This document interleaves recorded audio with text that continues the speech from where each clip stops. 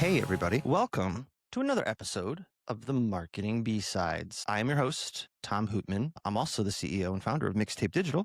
This is a podcast where we talk to interesting people because everyone's a marketer and no one really has it figured out. But hopefully, through various conversations, we can help shepherd all of us along to kind of figure it out a little bit more. Regardless, let's learn something and let's meet some interesting people. I'm excited about today's guest because today's guest has called me on my bullshit more times than I can possibly count. And everybody out there needs someone to count them on their bullshit. Call them on it. I'm just kidding. Kind of. This week's guest is someone near and dear to my heart who's helped me a ton. And I've had some amazing coaches over the years, like professional coaches. And Rebecca and I have been we're friends. She's always there for me. She was my coach. She's still my coach to this day, but she's also a friend. She's remarkable. And I think in my humble opinion, that you always need someone when you're having a string of those days, the gears are all gummed up, or you're struggling to communicate with your boss, your team, the voices in your head, the things that keep you up at night. You don't know how to solve a problem. You need a Rebecca Fleetwood Hession to come and just listen, but then also, number one, call you on things and say, hey, slow down, and give you perspective. And she's done that for me for years. And I can honestly say that I wouldn't be nearly where I am today without her help. And what I wanted to do today was talk to her a bit about not only like how she landed on coaching and how she got here, but also like kind of the theme that I try to get into with every episode is a bit of like what it's really like and perspective on what great clients look like, what lousy clients look like, and the behaviors that like we don't see when you're talking to someone. And that's not just for this guest, that's for all guests. One of my favorite things about agency work is that so many times clients, if you're an agency, you're working with a client, they don't have perspective on what other clients ask for, how other clients come prepared or don't come prepared, or how other clients interact with agencies. So they don't see it. Like it's not like sitting in a restaurant and you realize like how everyone behaves in a restaurant, or should behave. Yeah. And it gives you a framework for, oh, here's where I go to order. Here's where I go to pick up my food. I shouldn't stand on my chair and scream at the server. There's an element of like behavioral cognition that you have from being in the room with others. And particularly in business, the client agency piece, working with a coach, and particularly in business today, because so many of us are just like on mics and headsets, working remote from a little room in our homes. You lose some of that. So I really wanted to dive in a bit with Rebecca and learn a bit about what great leadership looks like to her, what great leaders think they have figured out, but they don't, what everyone disagrees with her on, but then eventually maybe she's right, because a lot of the time she's right, just telling you personal experience. And without further ado, Rebecca Fleetwood Hession. Please don't forget, listen to the podcast, watch the podcast on YouTube, like it, subscribe, comment, send flowers. Ladies and gentlemen, Rebecca Fleetwood Hession. I hope you enjoy. Kathleen and the sound. We're headed downtown. The question for the uninitiated, if you could boil, like what are the 2 to 3 songs on a playlist that sum up your career or your journey or your role that you would pick? Go for it. Number 1. My first one is, which one did I list first? Vienna by Billy Joel. Vienna, yeah. I was like, what order did I put them in? The lyrics to that song could literally be the soundtrack of my coaching business, because it's, hey, let's just take a beat so we can access our prefrontal cortex, because your nervous system is too dysregulated thinking you've got to just chase it. And if you don't chase it and hurry, you're going to lose it. Slow down. You're doing fine. Slow down. You're doing fine. I love that. And that's the song I go to when I want to just feel, but not in a radical, specific kind of way. Like, there's certain times you just need some IM. And there are certain times you need, like, there's certain, like, extremes that you go to feel something. But that's a song that I can go to at any point that just kind of puts me where I need to be. In a good spot. It's like a glass of champagne if it's not available to me. Yeah, I get that. Second you picked was Drake White.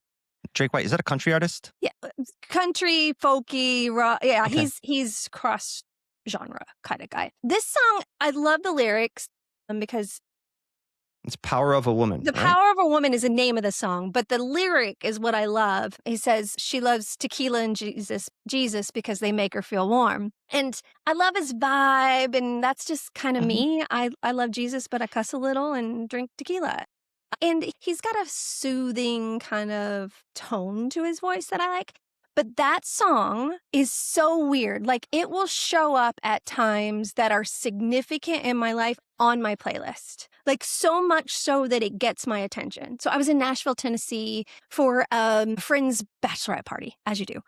But my son also lives there, so I'm there a lot. But I was there for a bachelorette party. And I was staying at this hotel off, not on Broadway, but off, like, not in the busy district part of life for Nashville. And I'm on a run one day. And this person, this woman, had heard me speak at a keynote event the week before, followed me on Instagram, saw that I was going to be in Nashville at the same time she was going to be in Nashville, and said to herself, I really hope I run into Rebecca. Come on. And I run into this girl on a random street in Nashville, random. And she says, With a bachelorette party in tow. no, by myself on a By run that yourself. morning. Yeah. Oh, okay. Yeah. Before, we weren't out and about. I wasn't, it was morning. I was just out for a run. And I don't know her because I just did a keynote that she was in the audience. And she walks up to me crying. I had slowed down. I was getting close to the hotel, and she said, Rebecca? And I was like, yes.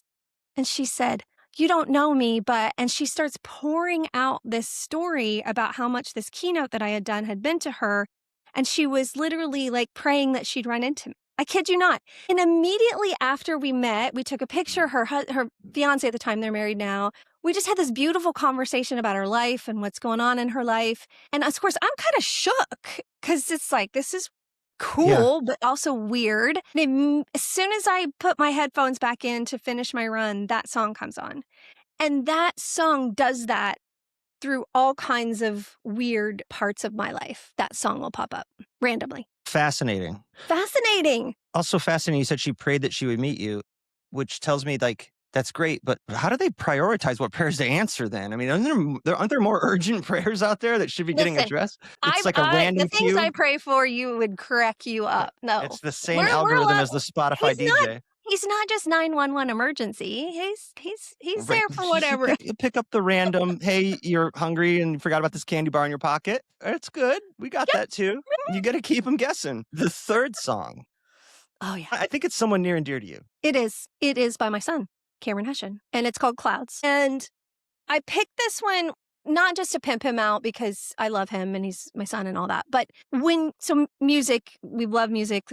It's the foundation of your life, I know, and mine. But when you raise a songwriter and a musician, there is a different level of appreciation for the journey that one must go through to go from not knowing how to play an instrument, write a song, to then having something that plays on Spotify and you watch people at a gig sing along to a song that your child wrote. Crazy. It's crazy. And so he wrote this one. This is one of the first songs that he wrote. And so when you were listening to a songwriter who's writing usually at 2 and 3 in the morning because he was, working retail, all the things, you listen to the same riffs over and over and over and over and over and over again because they're creating it.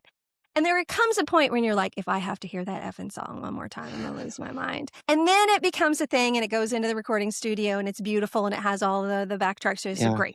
But that experience is so unique and beautiful. But the words to the song are also why I picked it, because it's one of those songs that anybody can listen to and derive a little different meaning out of it. But it's, the catchy little riff is, I'm not coming down. I like it up here in the clouds. And it's about, I'm going to be a dreamer, whether you like it or not. And it's just the words reflect kind of who we are as a family too. Like I was never the parent that said, you've got to do this, like societal expectations. I was let's figure out what your dreams are. And then we'll figure it out from there.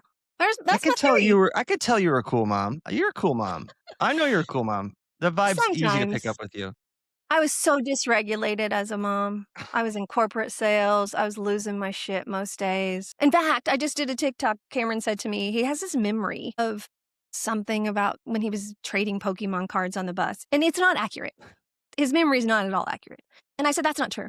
And he said, what do you mean? And I said, I didn't say that. I said, here's what you need to understand. I was completely dysregulated all the time when you were a child. I was barely listening. I was barely hanging on. And I was making surface level decisions that praise God, worked out. But you put a little more depth into what was happening in your childhood. Help me let me understand. When you say, what do you mean by dysregulated? Well, our nervous system needs the flow of being activated, get excited, get even scared, like something that just like activates you. Mhm. It also needs connection. We need to be able to access our relationships, feel open and safe enough to have a conversation. And typically, business people are overly activated all the time, and it shuts down connection because when you're overly activated all the time, and you don't go to shutdown, so there's 3 levels: connection, activation, shutdown. When we don't go to rest and restore and shut down on a regular basis, the activation just stays buzzing.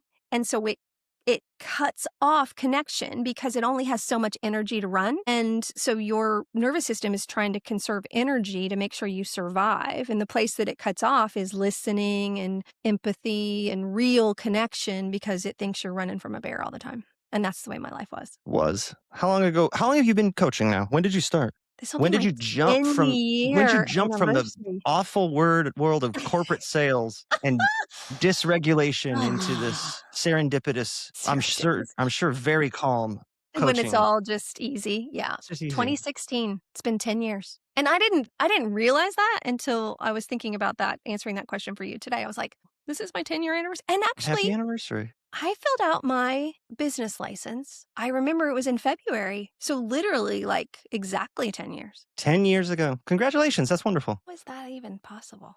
Well, Thanks. there's a lot has gone down in the last 10 years, right? Right? Like it's like, I wanted to ask you, like, what are the common challenges that leaders or executives or managers come to you with? But really there's a second part of that that's almost, I think, I want to know more is Mm. that like, how has it changed? Like when you Mm. first started, Yeah. what people came to you with versus how, because I think it's a good window into like how the world has changed. Like, has it Yeah. changed? I'm guessing. And it's very different today. The Yeah. problems you're helping people work through versus 2017. I'm so glad you asked that.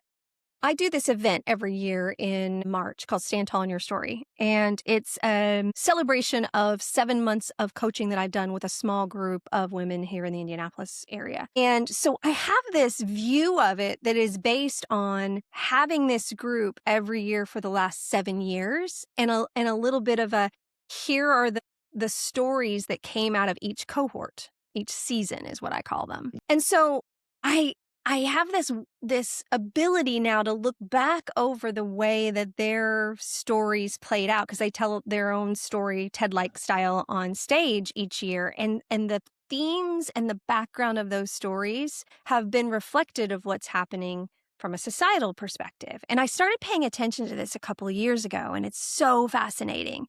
So when I first started, it was 5 days before the world shut down in 2020. My first event was in March of 2020. And that, it's the first event and it was a pretty traditional experience from a coaching perspective. But what I'm able to do is provide this really safe place for people where they feel comfortable telling me stuff that they might not divulge to somebody else.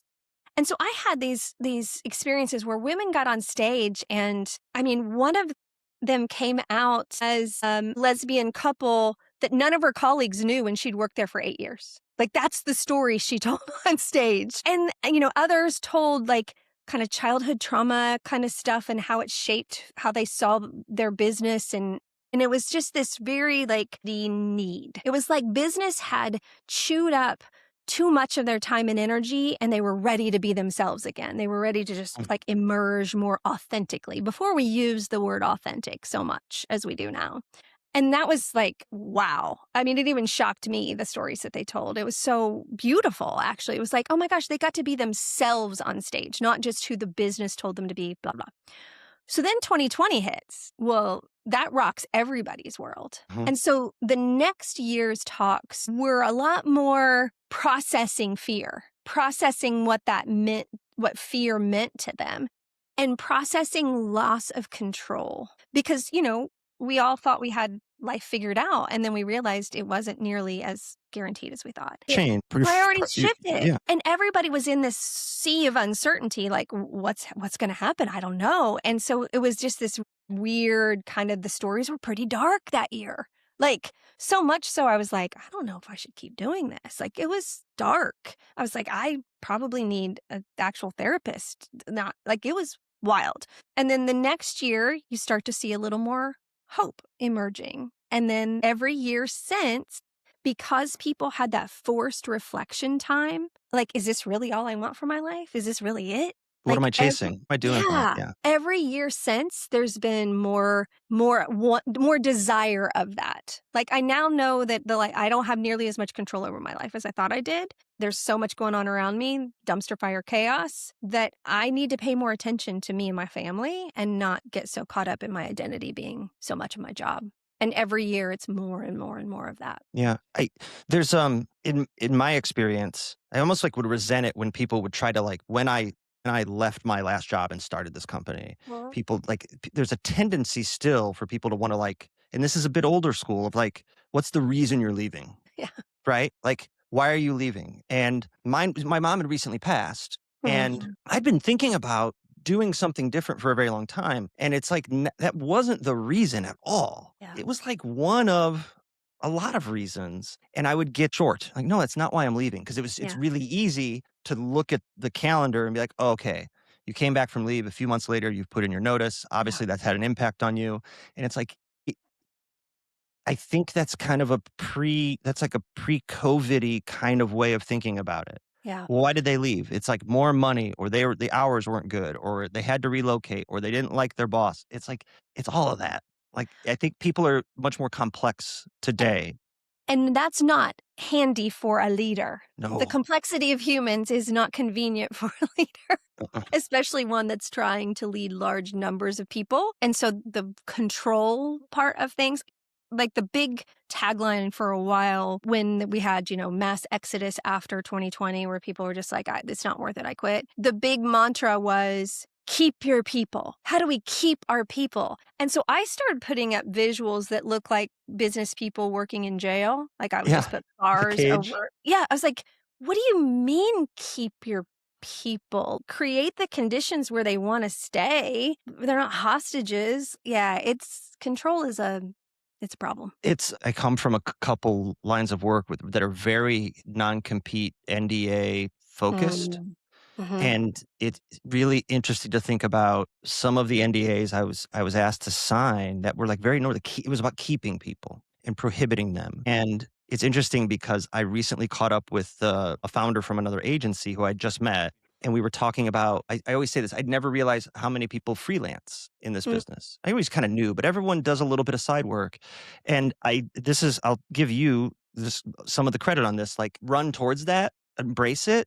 Like we built it. I built it in the handbook. You can freelance because you're going to do it anyway. Like, let's just admit that this occurs and have it. And this founder was like, they shouldn't do that. That's illegal. And I was like, that's illegal. Uh-huh. What are we, 12? Like, what do you mean that's illegal? You just declare bankruptcy? I declare bankruptcy. It was like a I weird, had a like, consultant that used to say that the measure of a good company was nobody wanted a side hustle. And I yeah. fought him on that constantly. I was like, why can't somebody get a paycheck one place and fulfill kind of creative space somewhere else? Well, that just means that the company isn't doing enough to engage their employees. I was like, No, that's not true. no. Yeah. Yeah. Yeah, I mean, in marketing, so much of it is there could be someone I worked with 15 years ago who has been in-house for a decade and they're delighted with their in-house role. Mhm. But they're in-house for a SaaS startup and they really worry about not being up to like not having their skills sharp for e-commerce. And they're never going to work in e-commerce marketing or e-commerce paid media unless they do a little freelancing. And part of it is like, hey, Yeah. like I used to have a couple e-commerce clients. I haven't done e-commerce in years. You got any e-commerce I could work on? Because it's fun. It's different. It's like a hobby. Yeah. They're like putting together a different puzzle. Yep. Yep. And I always, when people come to me and want career coaching, I ask them, are we running from something or to something? Either one's fine, but let's be clear on what's the gig here. What do the majority of people who come to you, are they running from something or to something? In the way I see it or then the way they see I want it? the way you see it, because I've been in this chair on the other side of you for many years, and I know that there's Oh. ways I see it, and then you challenge me, and I'm like, "Yeah, you're right. Shut up. Stop it." They want to be running to something, but it usually takes some level of pain in their current reality to get them to consider it. Sound familiar? Yeah, a little. Because we are creatures of habit is a nervous system function. Our nervous system believes that same equals safe. And so most high performers have both a loyalty, but more than loyalty, it's a I can fix this. I can figure it out. I can make this work. And so they'll stay in situations until it is grossly uncomfortable and then start thinking, well, maybe there's something better. So they'll frame it as, no, I'm running to something. I'm really excited about this. But I'm thinking to myself, you wouldn't have unless that other place got painful. Now, my experience with Franklin Covey was sort of like that, but the company didn't do anything to create the pain for me. So I'd been at Franklin Covey for 20 years. Holy crap. And I just didn't have enough creative freedom. And I was starting to feel just like grind, bored. This isn't enough for me. But it wasn't because the company did something wrong, but the discomfort in me said the company is moving in a way that you're going to have less creative freedom. Are you going to go do the thing that you know that you need to do, or are you going to stay where you're comfortable? And ultimately I jumped. It's God, you're so fucking true. It's the, it gets I think we all kind of fool ourselves into, and I try to think of like an analogy or a correlation, and all of them are really dark, and it's like work isn't necessarily as dark, and I don't wanna I mean, I don't wanna belittle some of the like, what's in my head of, like, the associations, but, like, there's situations where things are bad and you know you should make a change, or it's time for you need to challenge yourself, but then you have one good day or 2 good Mhm. days or one good interaction, and you're like, "See, like, this is how it could be." And what you're not realizing, that you're focusing on the exception, not the rule, and it's hard to And your take. belief that it is gonna get better because you're used to making things better. You're a high performer. So you're like, surely I can make this better. I can fix it. I I can can, fix it. because we all wanna be the hero. Yeah. I have this going on right now with a client. She messaged me today and she said, last session 2 weeks ago, she was out. It's time. Let's go. Been there 25 years. She was excited. She was ready. She'd already called HR. She was negotiating. And today it was, they want me to stay. I'm conflicted, but I feel okay about it. And I could just hear the tone. And I said, okay. I said, will you do me a favor this weekend? Will you just write at the top of your journal, what is true? That's it. Just what is true. And just follow that thought around for a while.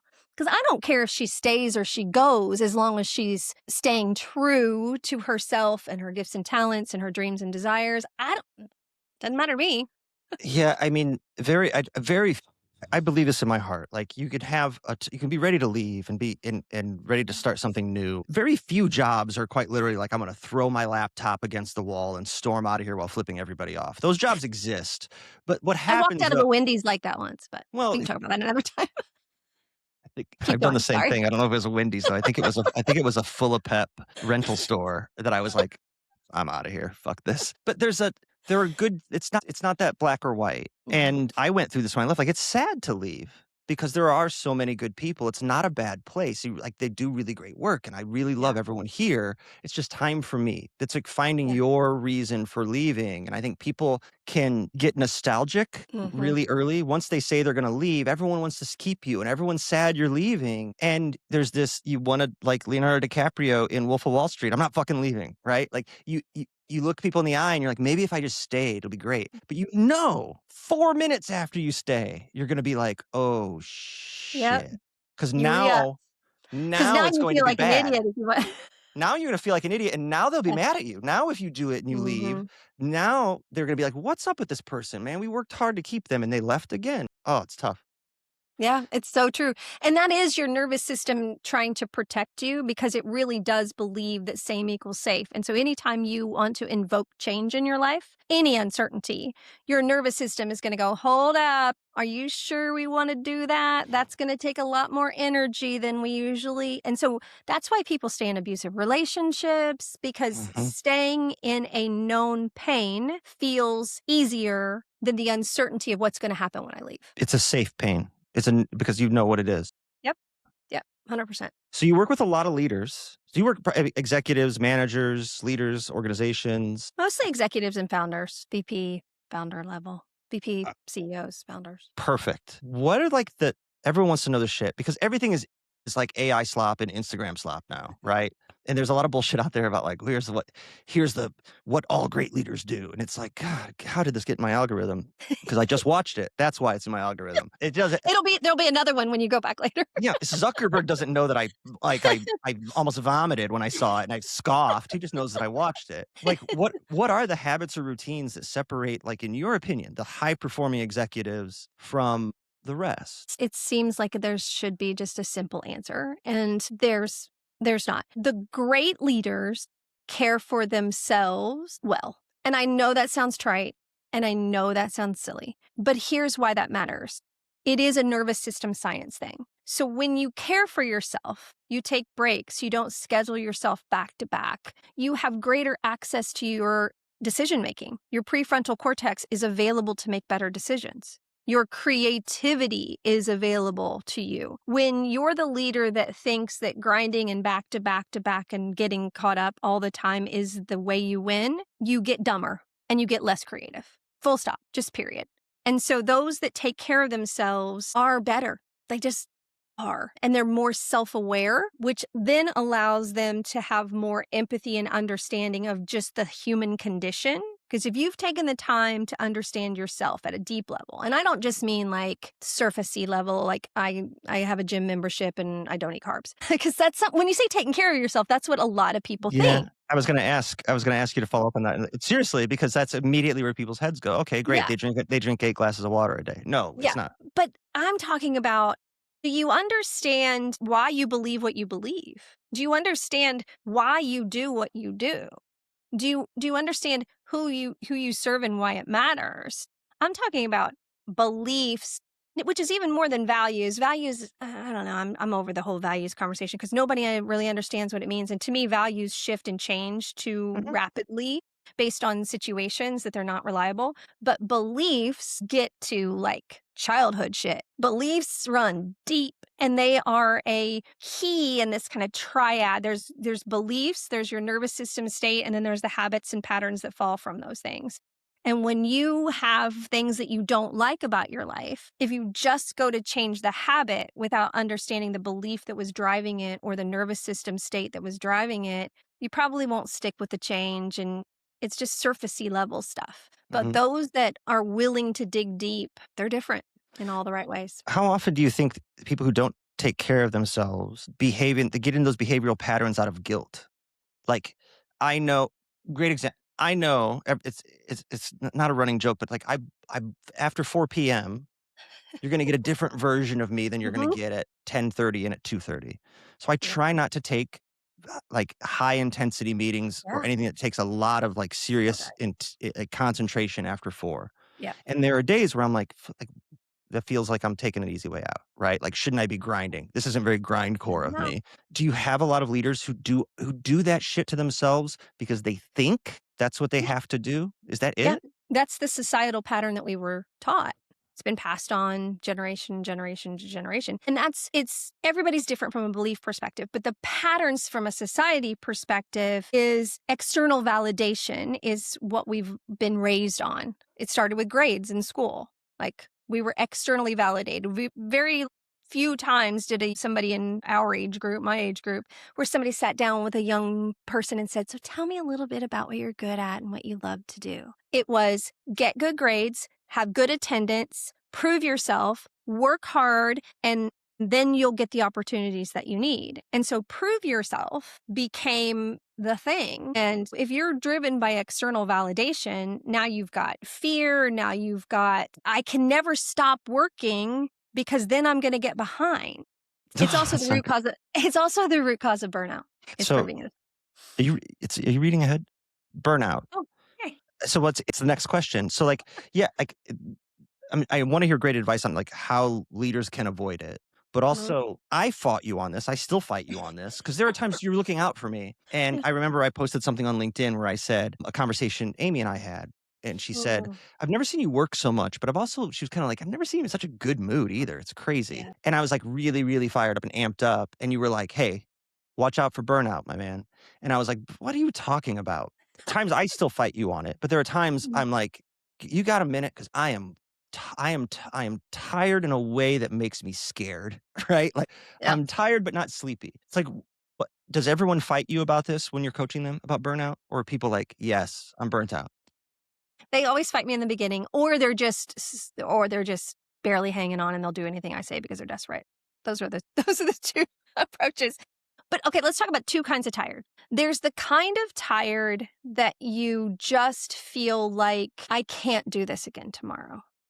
And it's a different kind of tired because it's not physical. It's a different kind of drain off of your system that usually is you're doing work that's not aligned with your unique gifts and talents. You're so wrapped up in your identity with your job that you're afraid to even stop thinking about it if you're not logged on. So there's this like vigilance that your nervous system is constantly scanning to make sure you're okay. And so, from an energy and nervous system perspective, your cells are vibrating like you're being chased by a tiger, even when you're not logged on, because you're like, I hope something doesn't fall apart while I'm not there. And then there's the kind of tired where you're in it and you're excited and the work is lining up with your gifts and talents and you are just on fire. You can't wait to get up and do it again. That's great. And the cautionary tale, why I messaged you after that post, was I don't want you to get your identity so wrapped up in the excitement of it that it's like a high you're chasing. It's a dopamine high that you're chasing. And either of those paths take you where you don't want to go. And so you got to have a healthy look at the way your cells work so you're not just wearing yourself out. It also you get addicted to a pace it's not that it's not sustainable. It's like the business doesn't move at that pace forever. There are slow days and there are slow weeks and the pipeline's less full sometimes and it's more full. And you could have 6 pitches on the calendar that you're preparing for and you get addicted to that. And what happens in my experience is like when there's only 3 pitches on the calendar, you're looking around like, are we circling the drain? What is Mhm. happening? It's over. And it's not over, it's a breather. It's like this is Yeah. normal, right? And you get addicted to that high of being super swamped, even if you're excited about it. And Yeah. then what can happen is when it goes back down, you can make bad decisions about the business or about your team or about how hard you're pushing people because your lizard brain is going off about like, hey, it's really slow. We got to do something. And it's like, Yeah. no, it's not. No, it's not. It's halftime. It's the end of the A first quarter. and then, I was raised on, Franklin Covey. I was there 20 years, but it's seed time and harvest. So go out and plant some seeds. Let's water them and trust that the harvest is gonna come. But if you keep ripping up the plants and checking to see if they're growing and freaking out and driving everybody crazy, that's not gonna work. I got great advice from this one of my first sales trainers out in the field. Shout out Tom Carnahan, wherever he is. And it was like it's very much it was like a wry joke about outside sales. That's true. It is true because this is how companies work. You go out and you have a record-setting year. You win every award at the banquet. You go on the President's Club trips. You kick insane amounts of ass. You're up 180%. They And then create the your first sales day plan the of the next new year. fiscal year. Your sales plan for next year is great. It's 200% because you showed us you could do 180. And I remember he pulled me aside once and he said, "Hey kid, it's an every other year business. Just keep that in mind." And it's hilarious because I know what he was saying is a joke, but there's truth in that. And it's like what do you say, seed time and harvest. Yeah. Like you can't physically like you have to be able to look back and be like, "Hey, that person was up 250% last year. That is otherworldly. We can't set their base sales plan at that again." I advise leaders about that often. Burning out your top performers is one of the big leadership misses, because a leader gets freaked out and desperate. And where are you going to go if you are freaked out and desperate? Somebody who just, no matter what, is willing to work harder to make it happen. And so then what you've done is reinforce the pattern of prove yourself to the top performer. And so their burnout is just around the corner when you do that to them over and over and over again. Listen, I lived that life. I was in corporate sales for 20 years. But I learned the hard way, because I got to that point where my goals were so high that I thought I dreaded the beginning of a new year. I dreaded it because you knew it was like, and so I learned to step back and say, okay, I can't just keep working harder. I gave everything I had last year. So what am I going to do differently this year that's going to give me greater results, that doesn't require me to work more hours? And that set me apart, because I made some significant changes that later became things that the company implemented for everybody else, because I just was to the point, I was raising kids and trying to survive and hit $1 million goals. And I just was like, okay, I can't work harder. I got to work differently. What does that look like? And then I would shift some things. Listen, I can remember being a few drinks in at the award thing and handed my trophy to some stranger in the elevator because I just had it. He was like, congratulations. I was like, you want this? He was like, what do you mean? I said, I can't keep doing this. He goes, I'm having therapy moment in the elevator with this guy. And he goes, what do you mean? And I said, I'm exhausted. What am I going to do with this? Like, now I got to get it on a plane. It's really a bigger pain in my ass than it is an award. Would you just take it off my hands? I respect that. I respect that, because you chase the trophy, right? Like, you want the awards. You like a little pat on the back. And it's not that you want the awards. You don't want to be the one that didn't get the award. Yeah. And I think some people, I was really competitive. So I thought of it as like, I got my ring, right? Like external validation. Yeah, straight up. I want to talk a bit about, like, you help people solve problems. People come to you and they argue, and you argue with people until they see the light. That's how I'll put it. But like, we talk about burnout, we talk about being tired, we talk about a lot of like the fundamental makeup for how we behave. But like, what do many leaders think they're really great at that they're not? Communication. Just with their overall with their teams. Like, is there overall? Yeah. In general, as a skill set. Okay. So if someone is a good speaker, they're articulate, they are a good storyteller, they just can they can just talk to people. That is only one aspect of communication. So they should probably go be a keynote speaker. They should do something where they can use that skill, that it is one-way communication. So I say those leaders just put up a billboard and they want people to drive by it and go, yes, they're right. They're so smart. Did you hear that talk that they gave? They're right. Yeah. That's not the way humans work. And so a good communicator is thinking about sharing the context, not just the information. They're thinking about, how can I ask questions to make sure that I understand how they're receiving it? And they're clarifying and they're saying, well, how do you feel about that? What do you think about that? And it doesn't always mean that the reason most leaders don't do that is they're afraid if they ask a question or engage in a conversation about the topic, that means they're willing to change their mind. And that's not what I'm talking about. A person can't just hear something and automatically just be like, yes, that's right. They need dialogue and they need to see it from their perspective. And what do you mean by that? How did you come to that? And if you're willing to engage in a conversation, you're going to get a deeper level of commitment. And so even if you're not willing to change the directive, the strategy, whatever it is, just by allowing someone to ask questions and have a dialogue, you're going to get greater buy-in. Now, sometimes you want a leader that is willing to have their mind changed. That through the dialogue, they realize they'd missed something. Oh, I thought that was the right idea. But now that I've heard you talking about it, we should probably go back and reconsider this as a team or as a company. Those are great communicators. So I had a boss at Franklin Covey one time, and I was a top performer, always willing to do whatever it took to win, to get that glass award. And we were changing the way that we were doing some things that really it was going to change the way that salespeople operated. And it was a solution that we were eventually going to sell to the market. So we had to use it on ourselves first before we could take it to market. It's 4 disciplines of execution, which is a seller. all the things. I had my own systems and processes that I had developed. Remember, I said I was the one that every year was like, okay, I got to figure out a new way to do this. So I was constantly developing my own stuff to run my little team. I wasn't known for being a joiner of what the company wanted to do. I was Shocking. known as being the renegade that was going to figure it out. And there was lots of like, well, you can't scale what Rebecca does. She's just kind of a unicorny kind of thing. And so when this came up, my boss called me and he said, hey, I need to talk to you, which already was like, excuse me. My goal was never to have to talk to my boss. Like, get good enough results that your boss never talks to you. Perfect. And I said, what's up? And he said, hey, we're going to run this play and I need you to do it. And he just paused. He'd never given me a directive before, ever, because he just cashed my checks, right? Mm-hmm. And I said, what do you mean?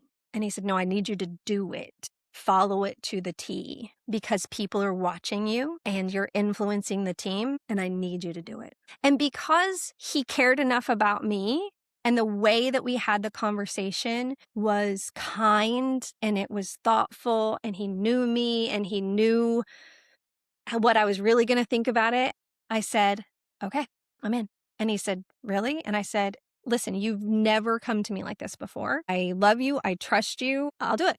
And he said, okay. And so I did. And I went all in because I'd made him that promise and I will always keep my promise. And then I figured out that the system actually worked, which was kind of disappointing because I really wanted to be able to go and say, look, I tried. And so I didn't admit it for a while, but then I realized that I could get better results with less time. And I became one of the people that designed the client implementation process for the solution because I got so bought in. But had he just sent me a message with everybody else, I wouldn't have done it. And if he would have handled it not kindly, I would have rebelled against it. But because he was kind and because we had a conversation, he and I one-on-one, that's a great communicator who looks at the team and says, who needs what? Not just blanket message out, put up the billboard and they'll know what to do. It's, I'm going to have a one-on-one with Rebecca because she needs a different kind of communication. That's good communicator. I want to applaud one more thing that this person did that I'm sure you picked up on because you cited it first. When you jumped into this conversation with him, he told you the headline and then he did the hardest thing in the world for anyone who works in sales to do, which is shut up. And he let it breathe for what felt like 9 minutes to him because you're fiery, you're tempestuous, you're ready to go. And I'm sure that like those 10 seconds were really the longest 10 seconds of his week. Yeah. But it allowed you to like not just think on it for a hot second, but also you probably subconsciously pick up on the fact that this is a different conversation. Yep, 100%. I remember where I was sitting in my home office when we had the conversation. It was a significant turning point, learning for both of us. Yeah, he's a good dude. I'll also say this aligns with something you said earlier. I'm catching myself thinking through what I do every day. When you talk about communication and asking questions, I think every leader realizes they don't ask enough questions. They don't check for understanding. They don't know how to ask questions. Or they say, does anyone have any questions? Which is like the worst. I was taught in speaking, right, and presenting to like, you raise your hand and say, what questions do you have? As a way to like, everyone's answer is always, does anyone have any questions? Nope. Right. But the secondary piece of that is we talk about burnout. You talked about people scheduling back to back to back to back. Mhm. I was 30 minutes late to a one-on-one that I was holding today because I was in a fantastic interview with a wonderful candidate. And I gave them a heads up that I was going to be late, but then people are always going to say it's fine. I say to my bosses, no, it's cool. I mean, no one's going to be like, yeah, I'm really offended you were late to their boss. People just aren't wired that way because people aren't jerks. Right. But like, you have to understand the power dynamic as a leader. Yeah. Of how you show up. And if you don't give yourself and the team member that conversation enough time to be able to stop and ask questions, and you're running from conversation to conversation to conversation, you're just spewing information all day long. And then you're frustrated 2 weeks later when, why isn't anyone getting this? I said this very clearly. Well, maybe you said it pretty quickly in a 19-minute, 30-minute meeting because you were 11 minutes late. Like that is a mirror I think a lot of leaders should look in. If you cancel the one-on-ones, that's the place where you should have been having the clarifying conversations. Hey, I know we put this strategy and this announcement out. Now that you've had a little bit of time to think about it, what question, like, how's this going? What do you think? And especially your top performers, because what leaders often do is they'll cancel the one-on-one with the top performer because they're good, they don't need. And those are the people that you want those are the people like I was for this person on the team that I was going to tell my leader the truth. Like nobody's doing this. Like nobody believes it. So it's a Like, and shot. if you canceled that one-on-one, you've missed the best feedback loop there is, which is your top performer. So fucking guilty of that. Damn it. Said It's with love. true. Said with love. It's true, right? Like Yeah. hey, we're good. You're kicking ass. We don't need to talk. Yep. Yep. And then that person doesn't want to talk either because they're a top performer. They've got other things to do that make them more money than talking to you. And so if you don't honor it, they're not going to ask for it. And now you've just cut off the main line to the success of your business. Do you think one-on-ones should be team member driven or leader driven? Two-way street? Yeah, it's contextual. Just like that example with my boss saying, "Hey, we're doing this." That was a leader-led conversation. But there are times where you don't have that. And so then making sure that they feel safe to bring anything to you. So there needs to be both two-way communication always. I like a short one-on-one agenda that the team member fills out. It's like it should be 5 minutes. It's stolen from Blind Zebra, a lot of it. Our friend Brian, Stephanie Neal. How are you doing in work and life on a scale of 1 to 7, but you can't say 5? What's gone well? What roadblocks you're running into? Where can I help? I think it helps me because I can take up if a 30-minute one-on-one, you need me to, I can riff for 29 minutes if you need me to. But I try to get to theirs first. What's Mhm. going on? How are you? Yeah. Because I want to hear what they're doing, and I have to regiment that, or else I'll just be like pounce, like all this stuff I'm excited about, and here's what's going on over here, and what Yeah. about this? How's this client doing? And if you don't stop and get out of that, you have to use their dime first, so to speak. And some people are slow to feel safe to share. So sometimes if you come in with a topic that you know is going to get the conversation started, then they're more safe and free to bring their agenda. Everybody's different, down to their fingerprints, on purpose, for a purpose. So if we try to treat everybody like we're the same, you're going to miss with somebody. Yeah, so I'm always fascinated by this. Like, what do you recommend? What's a book, a podcast? Like, what's your go-to that you love to recommend to people that you just, it's like you go to it every single, it's just got something great for everybody that you recommend. One that comes up a lot is The Big Leap, Gay Hendricks, I think. And it's not that it's so like, it's a great book. It's not that it's like profound, but it's about limiting beliefs and what holds us back. And I find that that's a topic that comes up a fair amount for the people that I'm working with because I'm working with people that want to do more and they wouldn't be working with a coach if they didn't want more, didn't want to grow, didn't want to be better. And what usually gets in the way of us being better is our beliefs about ourselves. Thank you. And I will say this as someone who is who can be a bit of a cynic. I don't know if you've heard this. I can be a Less bit so of a now that you get your paychecks in a different place, but that's for exactly. another day. I'm less of a cynic every day, right? Putting yourself out there and just getting uncomfortable and being like naked to the world, like what am I going to say today on LinkedIn? It's liberating. Yeah. But there is I never in a million years thought I would be someone who had a coach. Mm. And I remember like you were fantastic about kind of like breaking down so many barriers initially. And I remember that moment that it clicks where you're kind of like you, the brash salesperson, when your manager sits you down, like those first times you let something breathe with me. And I was like, all right, I'll try it.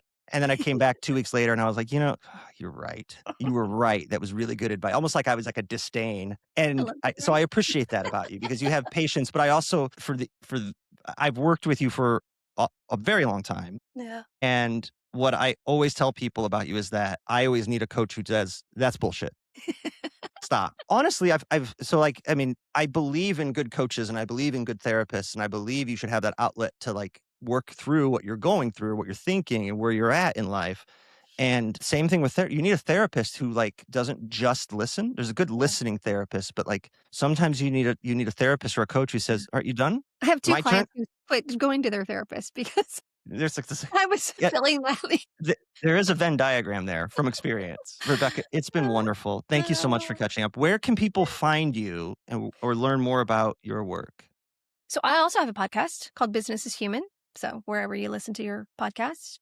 My website is RebeccaFleetwoodHession.com, and go there and look at the event that I'm hosting on March 12th called Stand Tall in Your Story. If you're in the Indianapolis area that time frame, highly recommend. I'll share all these links. Of course, we'll share them across when we post all the wonderful magic clips from this and the podcast Let's do this all the time. This is fun. I love it. Let's just do it every week. I'll see you next Friday. Okay, sounds good. Wonderful. Thanks, Rebecca.